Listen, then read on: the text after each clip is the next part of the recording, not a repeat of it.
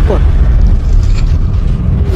Sahabat-sahabat dimanapun berada, saya Zulkifli M. Abbas mengharapkan sahabat-sahabat semua untuk kemudian mensubscribe, like, dan juga men-share channel kita ini. Salam Tauhid, salam satu Tuhan. Pengorbanan domba yang ini akan dilakukan ketika Tuhan Yesus disalibkan. Terus iman Kristen, perjanjian baru, sumbernya itu adalah Injil, Matius, Markus, Lukas, Yohanes, Kisah para Rasul, surat-surat Paulus, dan Rasul yang lain. Tujuannya menunjukkan jalan keselamatan melalui Yesus Kristus. Yohanes 3:16, Roma 10 ayat 9, Anda bisa cek di situ. Menekan kasih, iman, dan anugerah, bukan sekadar ketaatan hukum aja. Jadi Kristen itu merasa bahwa ini adalah anugerah yang daripada Sang Pencipta, bukan ketaatannya secara lahiriah yang seperti dilakukan oleh bangsa Yahudi tadi. Ciri-cirinya bersifat iman dan anugerah. Keselamatan itu diberikan oleh Allah melalui iman kepada Yesus Kristus. Kenapa? Karena Yesus Kristus telah menggenapi segala yang telah dinobatkan di perjanjian lalu di atas kemenangannya di kayu salib. Menekankan hati dan kasih sebagai inti ketaatan. Anda bisa cek Matius 22, 37-40, Roma 13, 8 hingga 10.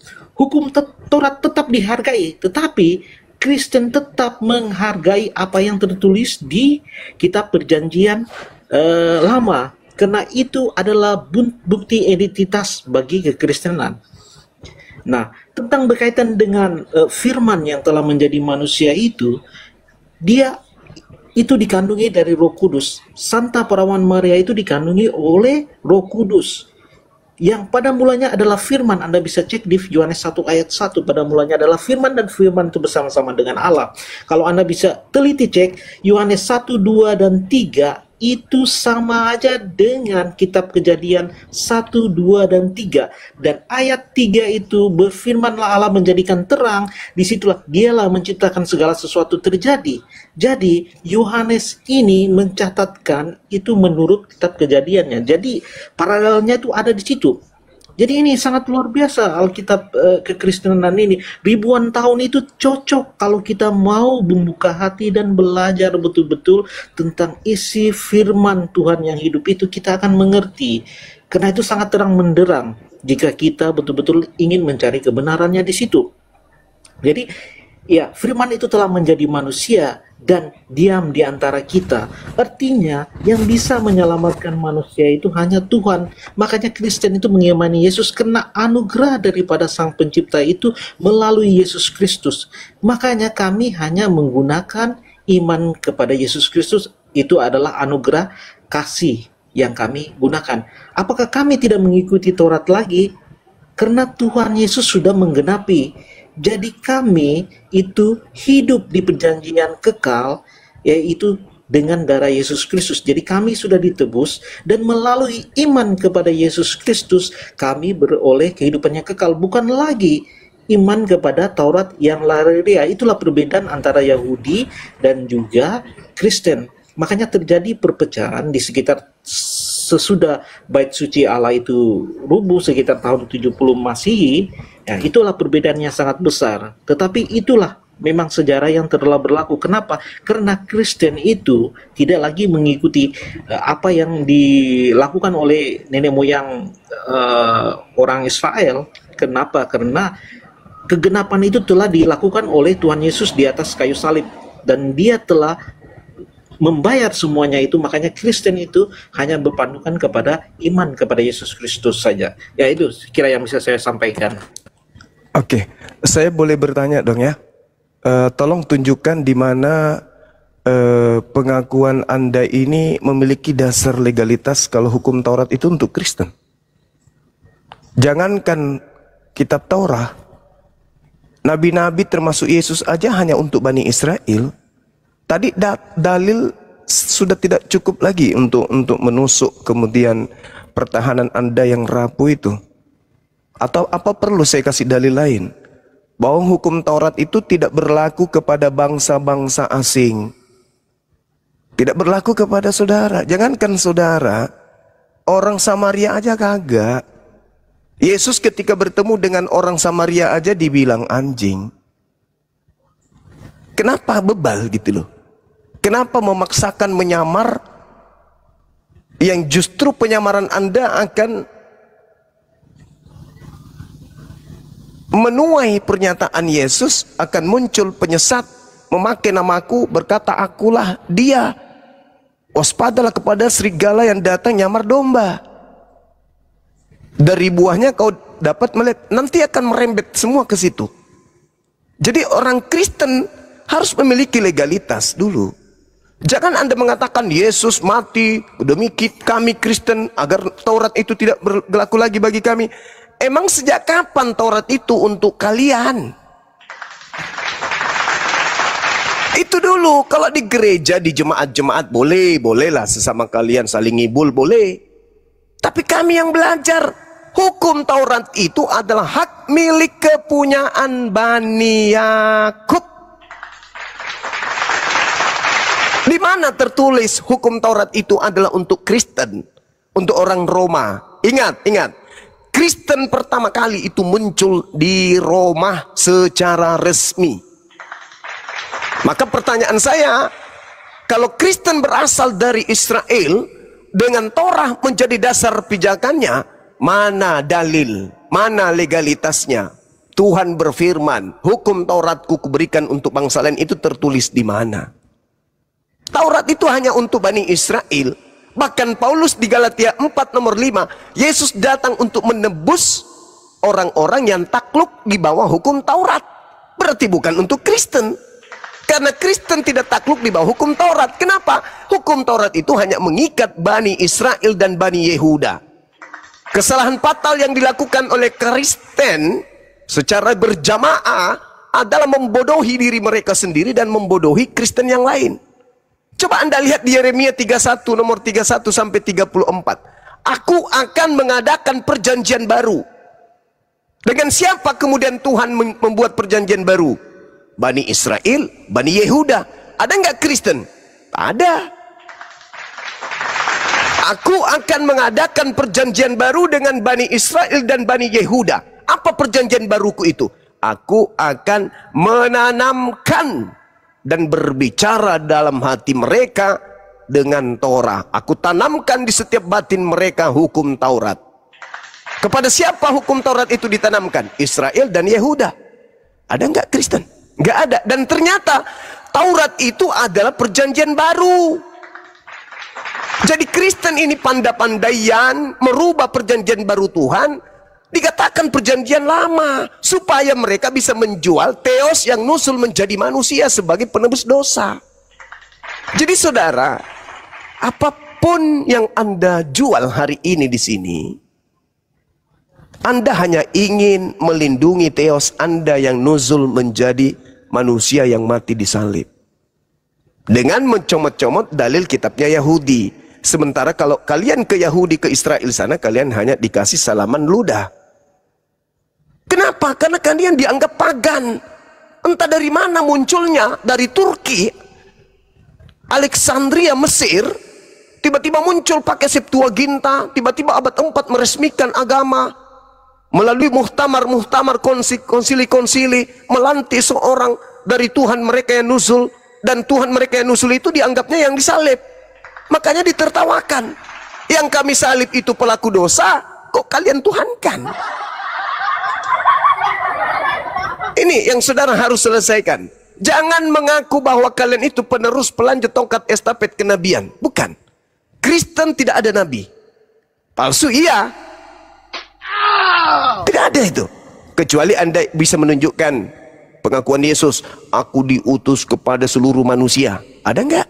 Enggak ada. Oh ada Bang Suma. Yang mana?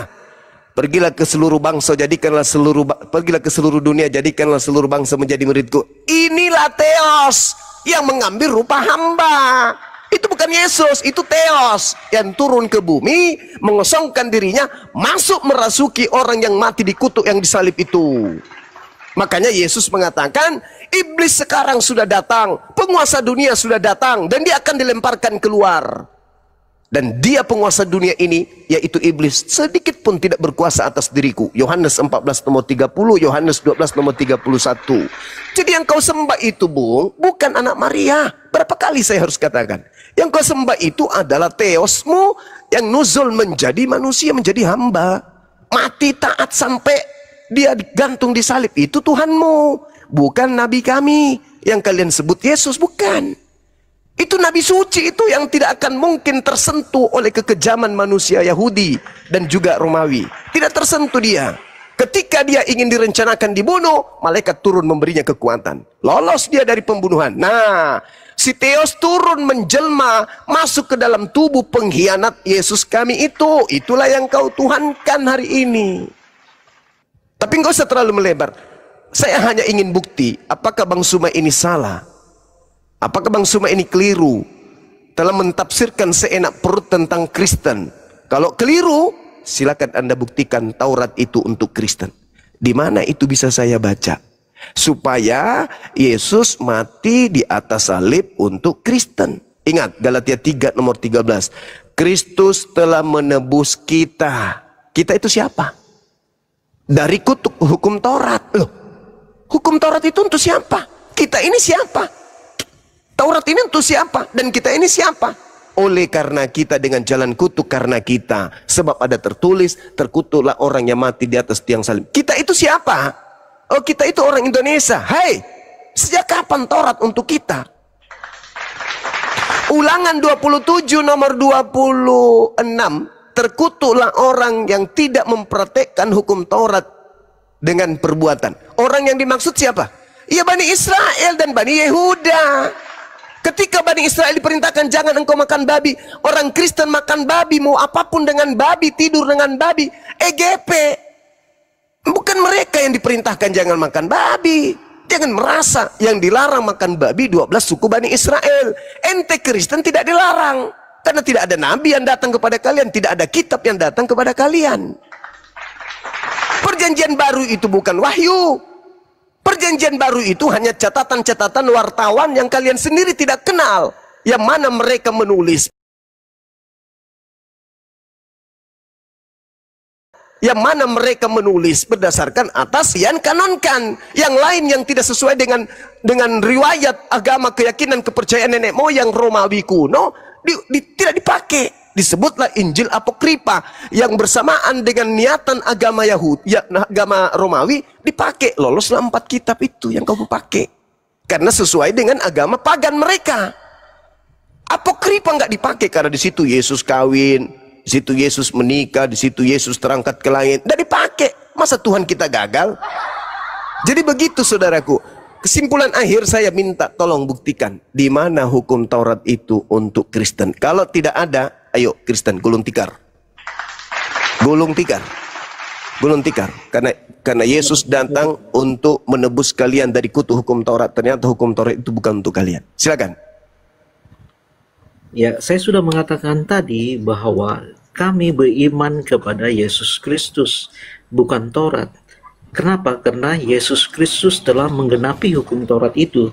Kalau kita baca di Roma 10 ayat 14, Kristus adalah penggenapan hukum Taurat, sehingga setiap orang yang percaya beroleh kebenaran dari iman, bukan dari usaha hukum. Jadi kami percaya dalam kebenaran melalui iman kepada Yesus Kristus, bukan melakukan hukum Taurat.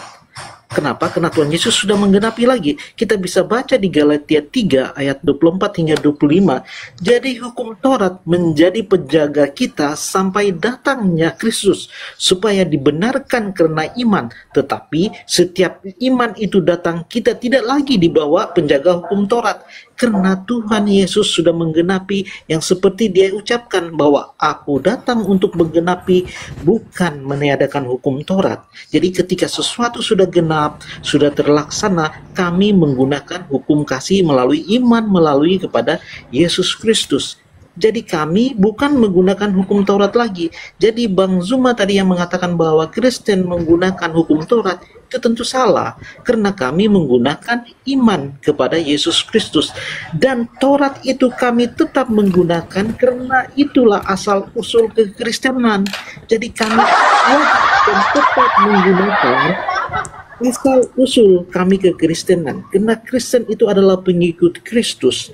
Jadi apa yang disampaikan oleh Rasul Paulus di surat-suratnya itu ya sangat-sangat membantu kami untuk memahami. Kenapa? Karena dia dipilih langsung oleh Sang Kristus. Kenapa? Kalau kamu baca di Kisah Para Rasul, berfirmanlah Tuhan kepada Ananias. Karena kalau kamu periksa di 4 kitab kanonik, Injil Matius, Lukas, dan Markus, Anda tidak akan menemukan bahwa berfirmanlah Bapa kepada Yesus. Tidak ada. Tetapi ketika Tuhan Yesus sudah terangkat ke surga, ketika dia bertemu dengan Ananias, berfirmanlah Tuhan Yesus kepada Ananias. Makanya itulah adalah cahaya yang dia ketemukan tadi, dan cahaya itu menyatakan dirinya sebagai Yesus Kristus. Kenapa? Karena Tuhan Maha Kuasa, dia bisa melakukan apa? Karena pemilik otoritas dunia dan bumi itu adalah Yesus Kristus. Anda kalau tidak yakin, baca di Matius 28 ayat 17. Kepadaku telah diberikan segala kuasa surga dan bumi. Jadi itu sangat-sangat dilihat waktunya, bagaimana bahwa firman yang telah menjadi manusia itu mengambil rupa. Yohanes 1 ayat 14, menjadi manusia sama seperti hambanya. Kalau kamu baca di penjelasan Rasul Paulus di Filipi 2 ayat 6, dia yang dalam rupa Allah tidak mengambil kesetaraan itu yang harus diperjuangkan, tetapi dia mengosongkan dirinya. Itu sangat-sangat brilian. Nah, kenapa dia ke surga terus diberikan kuasa? Karena tadi ada kodrat kemanusiaannya itu. Jadi Tuhan Yesus bangkit dengan tubuh kemuliaan.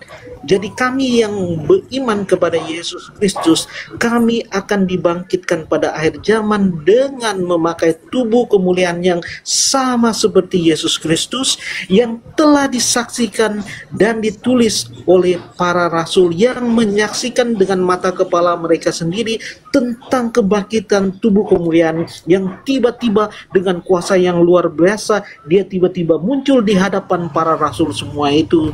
Bahkan dia juga melakukan hal-hal yang ajaib seperti makan makanan manusia. Itu sangat luar biasa sekali, dan itu sangat dijaga dengan sangat-sangat akurat oleh para bapak-bapak gereja.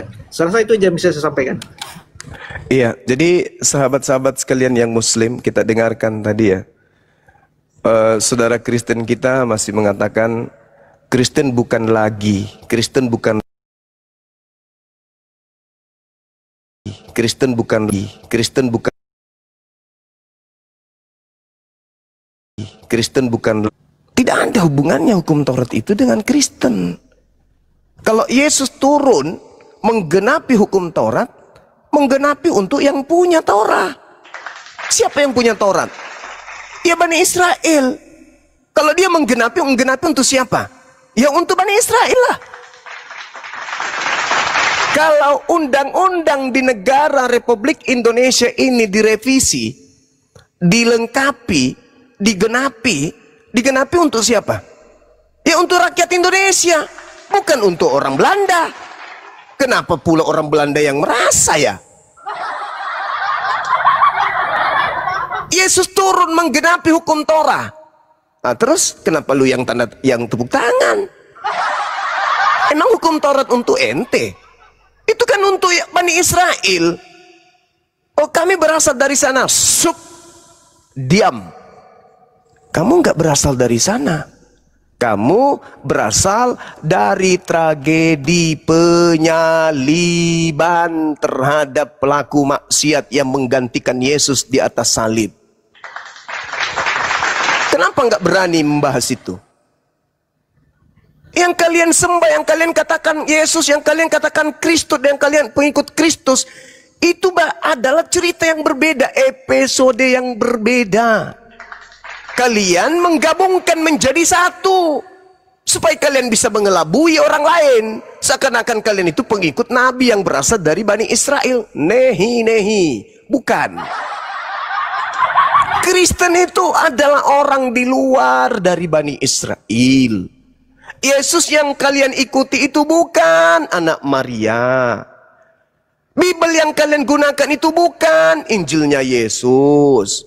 Perjanjian lama yang kalian pegang itu bukan kitabnya Musa. Itu semua duplikat. Kitab kalian itu duplikat. Yesus Kristus yang kalian sembah itu duplikat. Istilah pengikut Kristus itu semuanya duplikat. Kalian itu bukan. Sekali lagi saya katakan, Kristen menyembah dewa yang nuzul ke bumi menjadi hamba. Siapa hamba yang dimaksud? Pengganti Yesus. Oh, berarti bukan Yesus yang disalib? Bukan. Lalu siapa? Orang yang dikutuk oleh Elohim. Kenapa dia dikutuk? Ulangan 27 nomor 25. Terkutuklah orang yang menerima suap untuk menyerahkan orang benar agar dibunuh. Siapa pelakunya? Yudas. Siapa yang terkutuk? Sebut sendiri. Jadi yang disalib, yang dibunuh itu adalah Yudas. Terus Theos yang mengambil rupa hamba itu yang mana? Yang masuk ke Yudas.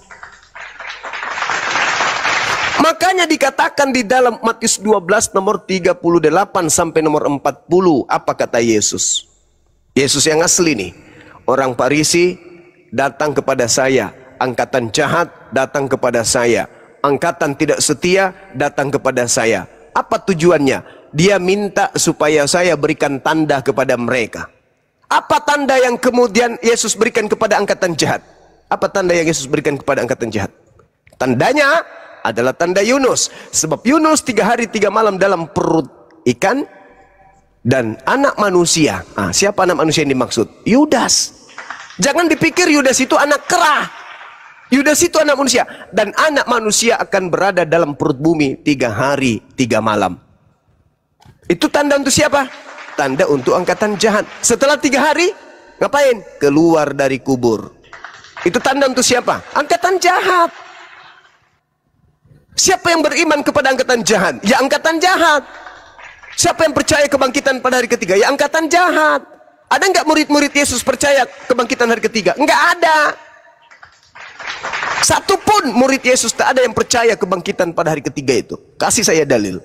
Ketika ada sosok muncul, Theos muncul dalam rupa Yesus, mereka kaget dan ketakutan sebab mengira melihat setan. Lukas 24 nomor 37. Jadi mereka melihat setan, mengaku setan ini. Kenapa? Karena memang tidak pernah diajarkan oleh Yesus bahwa tanda-tanda kedatanganku adalah aku akan keluar dari kubur pada hari ketiga. No, Yesus mengajarkan tanda kedatanganku, aku akan nampak di tengah langit sebagai anak manusia. Bintang-bintang berjatuhan, matahari tidak bercahaya, bulan menjadi gelap, dan kuasa langit berguncang. Itu tanda kedatanganku, bukan keluar dari kubur. Keluar dari kubur itu tanda untuk angkatan jahat. Jadi kalau Anda percaya bangkit hari ketiga, yaitu dia, Yesus yang keluar itu, yang Theos datang mengambil rupa manusia. Makanya ketika Yesus ingin mau ditangkap, Yesus mengatakan apa? Oh iya, ini kan saatmu, ini kan waktumu, saatnya kuasa kegelapan. Nah, apa yang terjadi? Yesus sudah dibawa oleh malaikat. Kuasa kegelapan kemudian berkuasa. Apa itu? Semuanya menjadi gelap. Yesus difitnah, mati, dikutuk. Hukum Taurat difitnah, menjadi sampah. Elohim difitnah, menjadi daging. Semua dihancurkan oleh kuasa gelap. Yang tadinya babi haram jadi halal, sunat wajib jadi tidak wajib. Semua kuasa gelap, kegelapan kemudian merusak tatanan kehidupan. Makanya dalam Yohanes 12 nomor 31 dan juga Yohanes 14 nomor 30, Yesus dengan jelas mengatakan, saatnya dunia dihakimi, sebab penguasa dunia yaitu iblis telah turun, telah datang, dan sedikit pun penguasa iblis ini, penguasa dunia ini yaitu iblis tidak berkuasa sedikit pun atas diriku. Itu. Jadi saudara, sekali lagi saya katakan, Anda mau mengatakan apapun, pahami, saya Bang Suma yang mengatakan, kamu Kristen menyembah Yesus yang bukan manusia. Galatia 1 nomor 1, Galatia 1 nomor 11, nomor 12. Aku Paulus menerima Injil bukan dari manusia, tapi dari Yesus Kristus. Nah, berarti kamu menerima Yesus duplikat yang bukan anak manusia. Maria melahirkan apa? Ikan cupang? Enggak. Maria melahirkan anak manusia. Sedangkan Paulus mengaku yang datang kepadanya adalah bukan anak manusia. Berarti bukan Yesus. Tapi Yesusnya memang mengatakan, waspadalah kepada penyesat yang datang kepada kalian memakai namaku dan berkata akulah Kristus. Saatnya sudah dekat, jangan kamu percaya, jangan kau ikuti mereka. Itu kata Pak Yesus tuh kepada murid-muridnya Bani Israel. Nah, tahun 52 tiba-tiba muncul pengajaran. Muncul pengajaran tuh. Siapakah engkau Tuhan? Akulah Tuhan yang kau aniaya. Bah, ada manusia menganiaya Tuhan. Siapa yang menjadi saksi bahwa yang datang kepadanya adalah Tuhan? Siapa yang menjadi saksi bahwa yang datang kepadanya adalah Yesus? Sedangkan Yesus anak manusia, sedangkan yang datang kepadanya bukan anak manusia. Ayo, sedangkan Yesus mengatakan, waspadalah kepada penyesat yang datang kepadamu dan memakai namaku. Mana penyesat yang datang memakai nama Yesus itu? Jadi saya simpulkan ya, sebelum kita serahkan kepada teman yang lain, saya simpulkan, saudara membawa-bawa Yesus kami, yang adalah kami imani Nabi di tengah Bani Israel, yang mengajarkan hikmat Injil kepada kaumnya Bani Israel, itu hanya duplikat, itu cuman kamuflase. Yang kalian sembah itu makhluk lain, makhluk yang bukan Yesus tapi ngaku Yesus. Itulah yang ada di Filipi 2 nomor 6 yang Anda banggakan itu. Theos, mengosongkan diri, tidak mempertahankan keteosannya, kedewaannya, melainkan mengosongkan diri, mengambil rupa hamba, menjadi manusia, taat, dan bahkan taat sampai mati di atas tiang salib. Nah, itu Theos. Theos itu cerita yang berbeda itu. Kalau yang mau disalib itu Yesus yang asli, tapi nggak jadi disalib. Tapi kalau yang disalib itu, itulah Tuhan Anda yang turun mengambil rupa hamba. Silakan.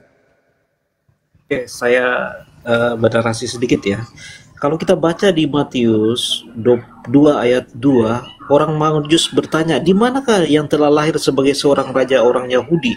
Tentu kita tahu bahwa Yesus digelar sebagai seorang raja, dan juga Anda bisa baca di Yohanes 19 ayat 19 sampai 21. Pontius Pilatus itu menulis bahwa inilah raja orang Yahudi. Jadi Kristen mengikuti seorang raja. Berarti secara logika, jika dia seorang raja, berarti Kristen itu takluk kepada raja itu. Jadi apa yang milik raja itu, tentu saja pengikut ataupun di dalam kerajaannya itu memiliki apa yang dimiliki oleh rajanya. Jadi sangat masuk akal bahwa Kristen mengatakan bahwa Taurat itu walaupun tidak kami lakukan, tetapi kami mengimani karena itu milik raja kami. Jadi ini masuk akal. Jadi kami itu mengikuti raja kami karena kami disebut pengikut Kristus. Dan sebagai seorang raja, apa yang dimiliki oleh seorang raja yang segala miliknya kami rakyat bisa menggunakan karena kami adalah rakyatnya. Itu logikanya. Jadi itu dikonfirmasi di Lukas juga, mengatakan bahwa engkaulah raja orang Yahudi. Jadi kami takluk kepada Yesus Kristus sebagai raja kami. Jadi apa yang ada di dalam bangsa Yahudi itu tentu saja kami miliki karena apa? Melalui Yesus Kristus. Walaupun kami tidak menggunakan lagi hukum Taurat karena kami beriman kepada Yesus Kristus. Itulah perbedaan yang mendasar di antara Yahudi dan juga kekristenan. Tetapi pada dasarnya mereka adalah satu dari pohon yang satu itu. Itu sejarah asal usul Kristen itu sangat-sangat jelas ya. Dan berkaitan dengan adakah murid yang mengetahui bahwa Yesus Kristus itu telah bangkit? Bahkan ketika Yesus Kristus sebelum disalibkan, dia telah mengatakan, malam ini di Yohanes kamu ada bisa baca bahwa malam ini kamu akan tergoncang imanmu karena aku. Tetapi ketahuilah bahwa aku mendahului kamu ke Galilea sesudah bangkit. Anda bisa baca di Yohanes ayat berapa, di situ Anda bisa cek bahwa kisah para rasul 2 ayat 32, situ Rasul Paulus mengatakan Allah telah membangkitkan Yesus yang telah kamu bunuh. Ini konfirmasi bahwa para rasul itu mengetahui bahwa Yesus Kristus itu bangkit sesuai yang seperti dia ucapkan di Yohanes yang saya katakan tadi, bahwa setelah bangkit aku akan mendahului ke Galilea. Karena apa? Iman Kristen itu melalui kebangkitan Yesus Kristus. Karena tanpa kebangkitan tentu saja sia-sia iman yang ini mereka pertahankan sampai mati. Dan Anda tahu bahwa dari tahun 30 sampai ke 300 Masehi itu Kristen tidak pernah melakukan peperangan untuk menyebarkan agama. Karena Kristen itu asal muasal ajarannya adalah kasih. Jadi Kristen tidak pernah melakukan hal-hal yang berperang atau segala macam, karena hanya disebarkan melalui kasih, tanpa ada kerajaan, tanpa memiliki kuasa apa-apa, tetapi kasih Tuhan. Karena percaya kepada iman kepada Yesus Kristus, mereka bertahan sampai sekarang. Begitulah mungkin kurang lebih. Oke, terima kasih ya Bang Zuma ya. Iya, baik. Jadi gini, Bung. Kalau Anda mengatakan kerajaan-kerajaan, Anda baca kitab Anda sendiri deh. Lukas 1:33. Dan Yesus akan menjadi raja atas kaum keturunan Yakub sampai selama-lamanya. Dan kerajaannya tidak akan berkesudahan. Artinya kerajaannya tidak akan diberikan kepada bani lain. Dia menjadi raja selama-lamanya untuk Bani Yakub. Kalaupun kerajaannya diambil, diberikan kepada bangsa lain, dia bukan jadi raja lagi, tapi ada raja yang jadi pelanjutnya. Lantas Anda mengatakan agama Kristen itu tersebar bukan karena menjajah. Pahami, Bung, tidak ada sejengkal tanah di atas muka bumi ini yang lolos dari penjajahan orang-orang yang beragama Kristen. Nusantara ini tanah mana yang tidak dijajah oleh orang-orang yang menyembah Yesus? 350 tahun. Itu nggak bisa dipungkiri itu. Itu hanya hibur diri. Jangankan menjajah manusia, Kristen itu berdiri di atas panji pembunuhan terhadap Tuhan mereka sendiri. Tanpa pembunuhan terhadap yang mereka sembah, Kristen mau dari mana? Dari laut. Kristen ini berdiri di atas pembunuhan. Pembunuhan siapa? Pembunuhan Tuhannya. Tuhannya sendiri yang dibunuh. Itu konsep. Jadi jangan pernah di depan kami umat Islam kalian mengatakan ajaran Kristen itu kasih, jangan. Gak ada di atas muka bumi ini itu tanah yang lolos dari penjajahan. Berapa tahun lamanya Perang Dunia Kedua pertama? Siapa pelakunya? Apa lambang mereka dalam memperjuangkan kemudian kebangsaan atau tanah air atau wilayah jajahan? Lambang salib, Bung. Jadi jangan kotori. Salib itu lambang darah.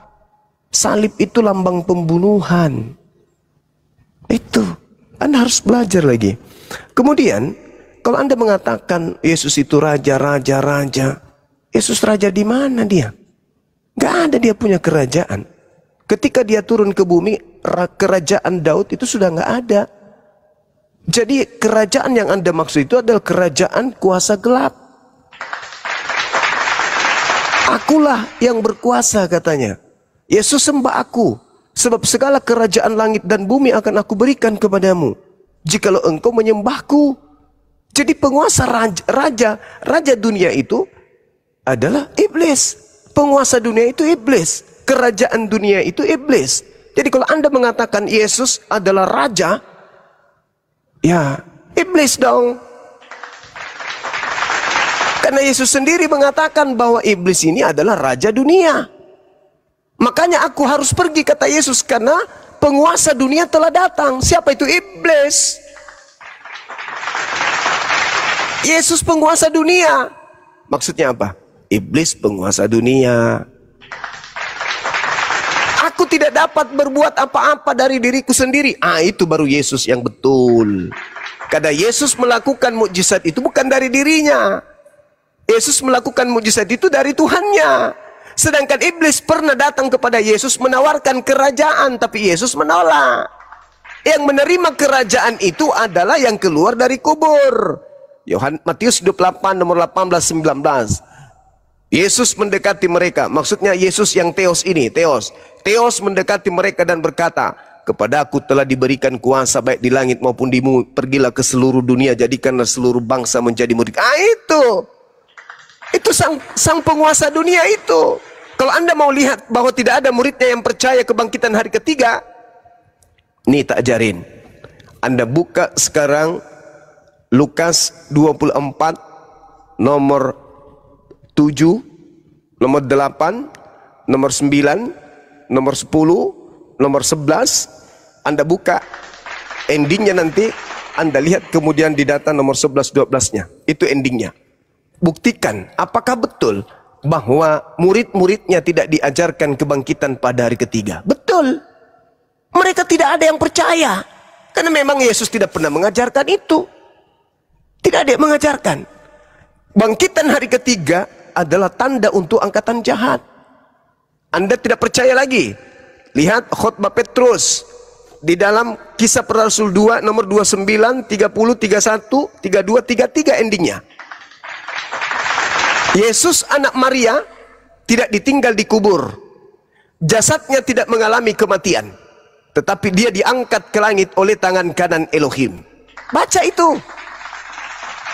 Makanya nomor 36-nya, setelah Yesus ini yang dinubuatkan oleh Nabi Daud ini terangkat ke langit, Petrus mengatakan, maka seluruh orang Israel harus tahu bahwa Yesus yang kau salibkan itu telah dijadikan menjadi Tuhan dan Kristus bagi angkatan jahat. Jadi itu beda. Yang mati itu bukan Yesus anak Maria. Berapa kali saya harus mengatakan kepada saudara, Paulus datang kepadanya Yesus. Betul. Memang. Namanya juga Yesus yang datang kepada Paulus. Yes. Tapi ada tapi nyambung. Bukan anak manusia. Itu yang kau sembah itu. Yesus yang bukan anak manusia. Sedangkan yang umat Islam nabikan adalah Yesus yang manusia. Yang datang kepada Bani Israel. Wa isqala Isa bin Maryam ya Bani Israel inni Rasulullahi ilaikum. Nah itu nabi kami tuh. Yang lahir dari perawan. Yang mengajarkan Injil. Yang lahir tanpa ayah. Nabi dan Rasul untuk Bani Israel. Itu nabi kami. Yang kalian palsukan namanya menjadi Yesus. Menurut catatan wartawan, mereka mencatatnya dengan nama Yesus. Padahal yang mereka catat itu nabi kami Isa alaihissalam. Nabi untuk saudara-saudara kami Israel. Sedangkan kalian membawa oknum yang bernama Kristus Yesus ke barat. Itu oknum yang sudah dinubuatkan oleh Yesus sebagai Kristus palsu. Yang datang menyesatkan banyak orang. Itu berbeda. Makanya Kristen diusir nanti oleh Yesus. Enyahlah daripadaku, kalian semua adalah pembuat kejahatan. Aku tidak mengenal kalian. Tadi satu PR Anda. Anda tidak menunjukkan data kalau hukum Taurat itu untuk Kristen. Karena memang tak ada. Mau sampai Pak Bom lahir kembali menjadi wanita sekalipun, tak akan pernah ada muncul data kalau hukum Taurat itu untuk orang Kristen. Anda dikunci di dalam Mazmur 147 nomor 9. 147 nomor 19 nomor 20. Apa di situ yang dikatakan? Hukumku yang datang kepada Israel dan aturan-aturanku yang hukumku yang datang kepada Yakub dan aturan-aturanku yang datang kepada Israel tidak aku berikan kepada bangsa lain. Apa enggak malu? Enggak malu, Bang? Ternyata hukum Taurat itu bukan untuk kalian. Berarti kalian ini hanya duplikat aja. Mengatasnamakan Yesus mengambil kitabnya orang Yahudi secara tidak ada data legalitasnya. Harusnya kalian malu. Ternyata kitab Yahudi itu hanya untuk Yahudi. Jadi kalau Yesus datang menembus kemudian Torah, dia menembus orang Yahudi. Terus Anda mengatakan, memang kami tidak lagi hidup di bawah hukum Taurat. Lah, memang sejak kapan kalian hidup di bawah hukum Taurat? Sejak kapan? Yesus datang menebus orang-orang yang hidup di bawah hukum Taurat, yang takluk di bawah hukum Taurat. Berarti bukan untuk Kristen. Coba dulu. Ada 13 buku Paulus. Ini PR kedua. Ada 13 buku Paulus Coba Anda tunjukkan di mana Paulus menulis surat untuk seluruh manusia. Setahu saya, Paulus menulis surat kepada oknum, kepada kelompok tertentu, yang ada di Galilea, yang ada kemudian di Filipi, yang ada kemudian di Korintus. Itu kepada jemaat-jemaat tertentu. Paulus menulis surat bukan untuk seluruh umat manusia. Surat 13 yang dibuat Paulus itu bukan untuk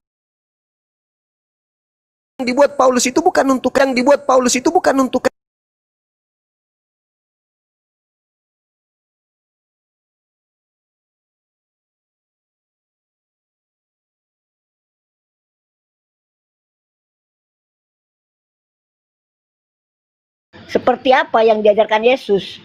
Silakan, Pak. Oke.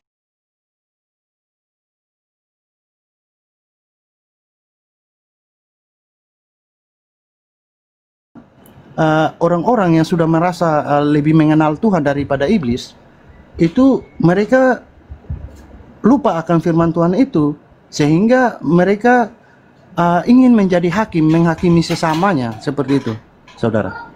Nah, itu kabar baik. Orang yang bisa tolong kaji diri gitu. Oke, lanjut.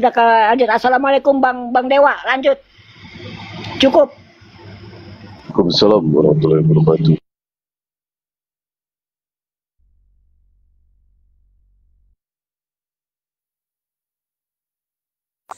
Ya tafadhol, Kang Dewa, Abuya sedang lagi ada kajian. Dilanjut Kang Dewa, tafadhol. Tadi sudah panjang sih ya sama rekan-rekan semua, tapi memang Rames ini akalnya memang sudah ketutup, sudah repot gitu ya, melawan akalnya sendiri. Tadi aja Dewa mendengar Injil itu berita baik, tetapi kita gunakan akal sehat aja. Apakah mungkin yang namanya berita baik isinya soal pembunuhan Tuhan? Ini mustahil gitu kan.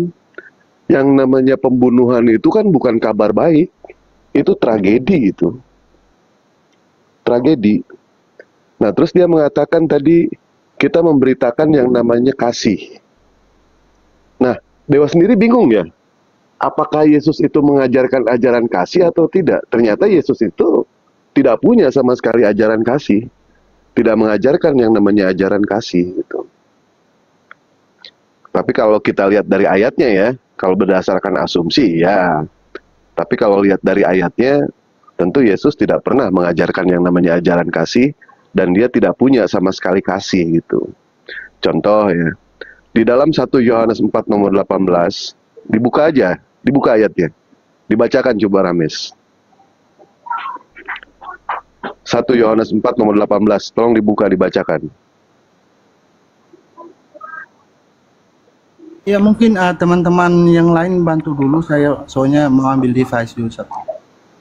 Ya ditunggu aja, nggak apa-apa, ditunggu aja sampai saya ngambil device.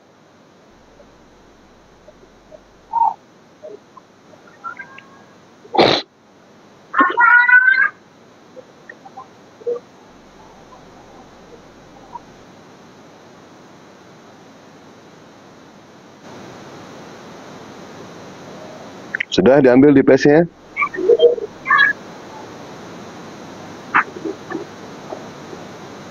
Satu Yohanes berapa? 1 Yohanes 4 nomor 18.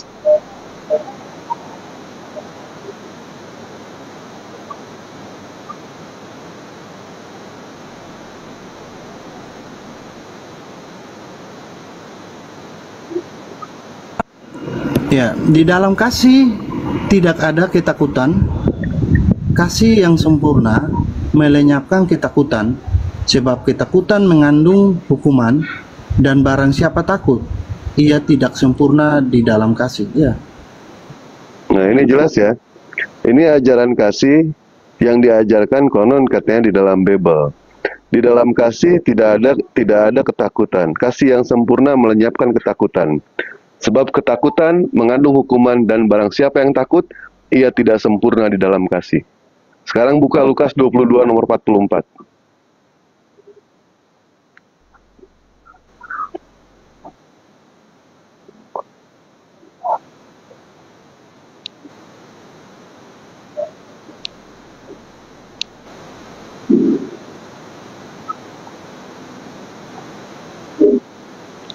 Udah?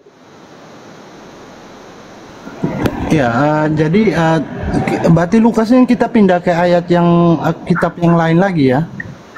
Iya, silakan dibuka dulu. Lukas 22 nomor 44. Oh iya, iya. Ya. Tadi kan di 1 Yohanes, ini sekarang di Lukas 22 ayat 4. Lalu pergilah Yudas kepada imam-imam. Lukas 22 nomor 44. Lukas 22 ayat 44 ya.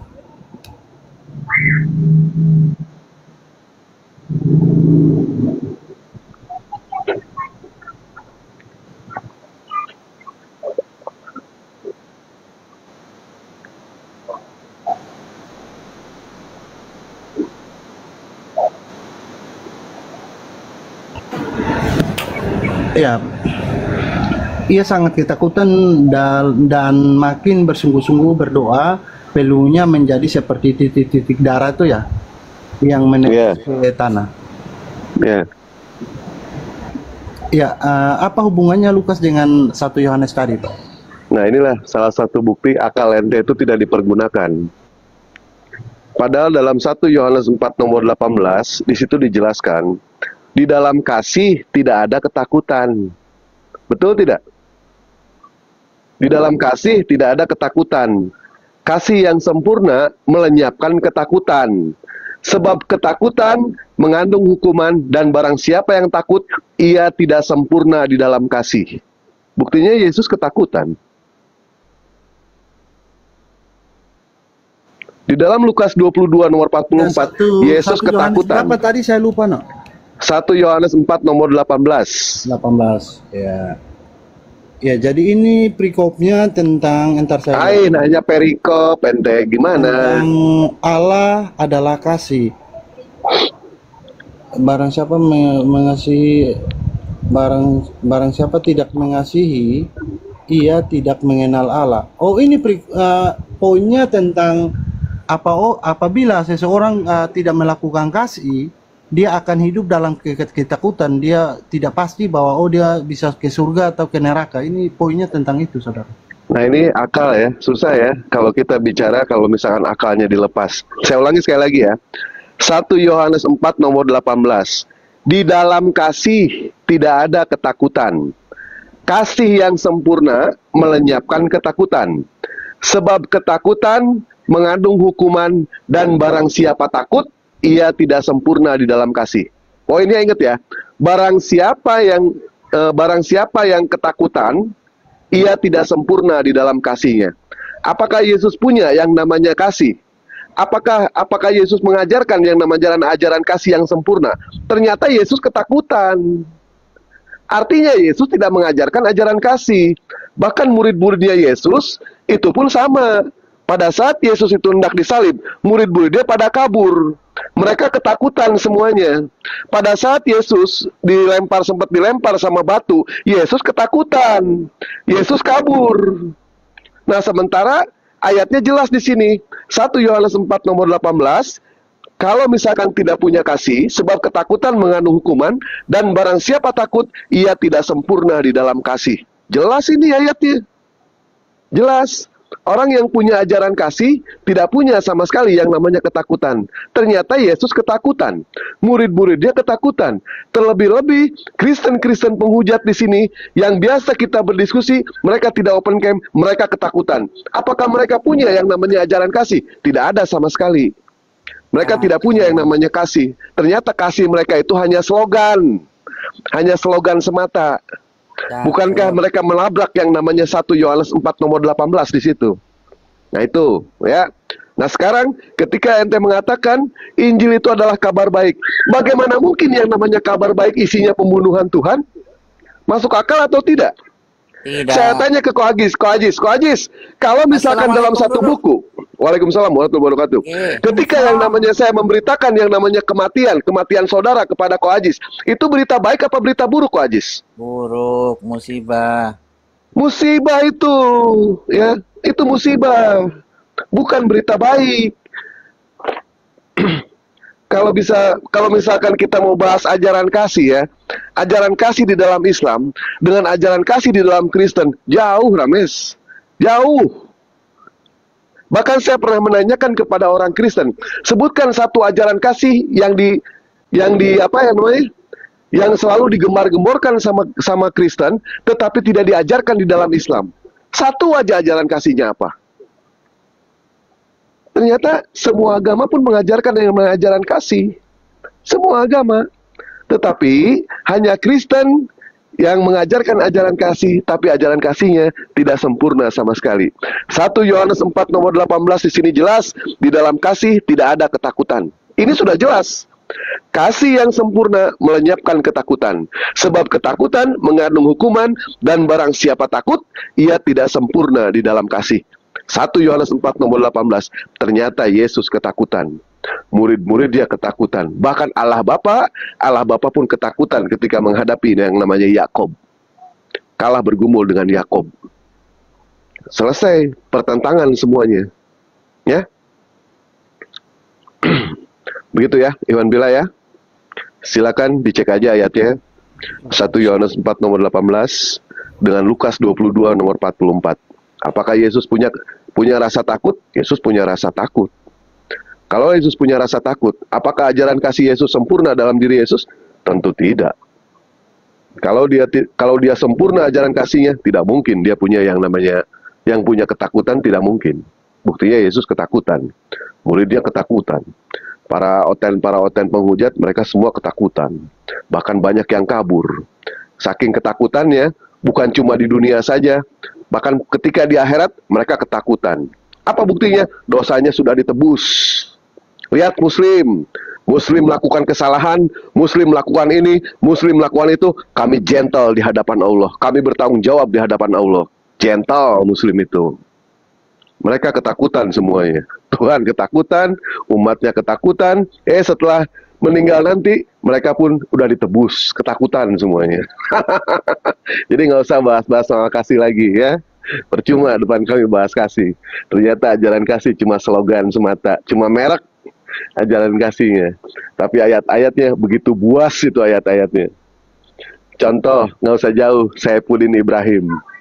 Dia seorang Islam, ketika dia seorang Islam, dia tidak pernah menghinakan agama lain, Saifuddin Ibrahim. Tapi pada saat dia memeluk yang namanya Kristen, begitu buasnya dia menghinakan Islam. Begitu buasnya dia menghinakan Nabi Muhammad SAW. Nabi Muhammad tidak punya masalah dengan dia. Allah tidak punya masalah dengan dia. Tapi dia lagi bermasalah sama hati dia sendiri itu. Betapa busuknya hati dia kepada umat muslim. Lihat aja contohnya. Silakan ente cari Saifuddin Ibrahim pada saat dia mengajar ngaji, pernah tidak satu aja kata-kata di mulutnya pernah menghina kekristenan, pernah menghina agama lain? Belum pernah Saifuddin Ibrahim. Belum pernah. Tapi pada saat dia masuk ke dalam Kristen, sampai-sampai mengatakan Nabi Muhammad menyetubuhi yang namanya seekor kambing. Padahal dalilnya jelas-jelas itu dalil buatan itu. Sudah kami bantah, minta maaf pun tidak. Sampai hari ini. Akhirnya Allah tunjukkan, Allah hancurkan sehancur-hancurnya dia itu. Lihat orang yang mualaf seperti siapa? Natalia Iriani, namanya makin harum. Donditan, namanya makin harum. Aji Slow, sekarang lihat bagaimana kehidupan dia. Bedakan di situ, ya. Berdasarkan fakta, berdasarkan realita. Jadi nggak usah lagi mengabarkan kalau Injil itu berita baik, nggak usah mengajarkan lagi yang namanya ajaran kasih, nggak usah. Depan kami, percuma. Ayat-ayatnya ditabrak semuanya itu sama orang-orang Kristen. Buas mereka itu semuanya. Saya katakan buas itu. Bahkan lebih buas daripada seekor singa jantan yang lagi lapar itu. Itu fakta itu, fakta seperti itu. Di dalam Islam sampai-sampai surahnya aja ada. Surahnya ada, judul surahnya Ar-Rahman. Apa itu bukan kasih? Kasih itu. Kalau mau menghitung kata-kata kasih di dalam Islam, kata-kata kasih di dalam Kristen, ayo kita hitung sama-sama. Ada berapa kata-kata kasih dalam Kristen? Ada berapa kata-kata kasih di dalam Islam? Sudah Dewa ulang beberapa kali. Ada berapa kata-kata pedang di dalam Bible? 397 kali disebutkan. Ada berapa kata-kata pedang di dalam Al-Quran? No. Tidak ada sama sekali kata-kata pedang di dalam Al-Quran. Pedangnya Islam adalah intelektual. Pedangnya Islam adalah kecerdasan. Ada berapa kata-kata perang di dalam Bible? 400 lebih disebutkan. Ada berapa kata-kata perang di dalam Al-Quran? 5 kali disebutkan, itu pun dalam konteks yang namanya peperangan. Jadi nggak usah lah ya bicara lagi ajaran kasih depan kami. Nggak usah. Bahkan agama ente itu lahir bukan karena kasih, tetapi karena ada pembunuhan. Tidak ada pembunuhan, jelas Kristen tidak punya yang namanya agama. Tidak ada pembunuhan, jelas Kristen tidak punya yang namanya Tuhan. Kenapa? Tuhan mereka, agama mereka hasilnya dari pembunuhan, dari berdarah-darah itu. Ya, Bang Dewa, saya boleh tanggapi, Bang Dewa? Nggak usah, udah Ya, dijelasin, ngapain sebentar. ditanggapi? Ngapain ditanggapi? Faktanya Enggak, seperti itu. saya mau tanggapi yang tadi, ayat yang tadi Bang Dewa bawa, sama penjelasan tentang ketakutan apa segala macam. Satu dulu ya. Dewa tadi membawa satu. Ya. Pada saat ente mengatakan Injil itu berita baik, masuk akal nggak berita baik isinya pembunuhan Tuhan? Silakan. Itu dulu. Iya, saya sudah ngerti semua aja. Saya menjelaskan nanti sampai ke sana. Nggak. Ini dulu. Poinnya dulu aja. Injil, konon katanya berita baik, tetapi isinya pembunuhan Tuhan. Itu berita baik atau berita buruk? Oke, saya tanggapi itu dulu ya. Baik. Oke. Ya, jadi dikatakan bahwa katanya Injil kabar baik, tapi kenapa beritanya malah pembunuhan Tuhan? Nah, saudara, di sini Yesus kan adalah firman Allah yang jadi manusia. Saya nggak nanya itu, Rames. Ya. Nggak nanya Sebentar. itu. Saya Ya. lagi jawab. Begini, Rames ya. Rames begini ya. Yang namanya kebenaran itu tidak perlu yang namanya membutuhkan banyak kata. Yang namanya kebenaran. Iya, boleh saya Tetapi jawab. yang namanya kebohongan itu membutuhkan puluhan kata, ratusan kata, bahkan jutaan kata untuk menutupi yang namanya kebohongan. Pertanyaan saya, saya tanya ke Ko Ajis. Ko Ajis, monitor Ko Ajis. Ko Ajis. Monitor. Baik, Ko Ajis. Pada saat dia mengatakan Injil adalah berita baik, mungkin tidak yang namanya berita baik isinya pembunuhan Tuhan? Gak mungkin, apalagi ada perzinahan. Nah, begitu Rames. Yang namanya kebenaran tidak perlu membutuhkan banyak kata. Saya tanya sekali lagi sama ente. Ente mengatakan Injil adalah berita baik, mungkin tidak yang namanya berita baik isinya pembunuhan Tuhan, isinya kematian Tuhan? Oke, saya tanggapi ya. Nah, Ya, jadi jadi begini, kalau udah jadi begini, kopi habis ini. sebentar. Kopi habis. Jangan sampai kopi habis. Ya, maksudnya Bang Dewa bisa kasih saya waktu untuk menjawab nggak? Saya kasih waktu menjawab sesuai dengan apa yang saya katakan. Iya. Yang namanya kebenaran tidak perlu membutuhkan banyak kata. Yang namanya kebenaran. Tetapi yang namanya kebohongan membutuhkan yang namanya puluhan, ribuan, bahkan jutaan kata untuk menutupi yang namanya kebohongan. Bang Win, makasih banyak. Saya tanya sekali lagi ya. Apakah berita pembunuhan mengenai soal kematian Tuhan itu berita baik atau berita buruk? Atau tragedi? Silakan. Itu berita yang, kalau saya mau bilang itu berita yang apa ya, tapi ini sebentar saudara, sebentar saya masih berbicara. Selesai dulu. Tidak bisa dipungkiri ya, mau siapapun dia pasti pernah melanggar firman Tuhan. Baik itu dalam ajaran saya, setiap orang pasti melanggar firman Tuhan dalam kitabnya. Bahkan saudara pun pasti seumur hidup saudara pasti selamanya nggak menjalankan firman Tuhan di dalam. Saya nggak nanya itu, men. Itu 100%. Di sini dewa ini mengajak Rames pinter, ngajak Rames berpikir, ngajak Rames itu membuka akal. Iya kan Yesus firman. Nggak usah langsung ke sana, nggak usah. Dia itu adalah firman yang hidup. Ya semua orang pasti melakukan kesalahan. Nggak usah ceramah depan kami seperti itu. Yang saya tanyakan di sini poinnya, apakah mengenai soal berita pembunuhan Tuhan itu berita baik atau tragedi? Pertanyaan mudah kok ini.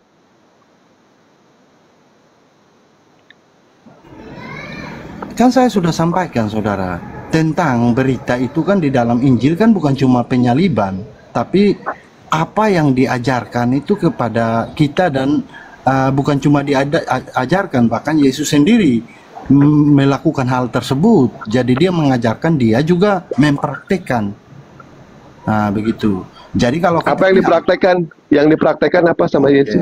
Saya tunjukkan datanya. Baik. Nah, itu salah satu itu tertulis di, sebentar saya cari datanya dulu ya.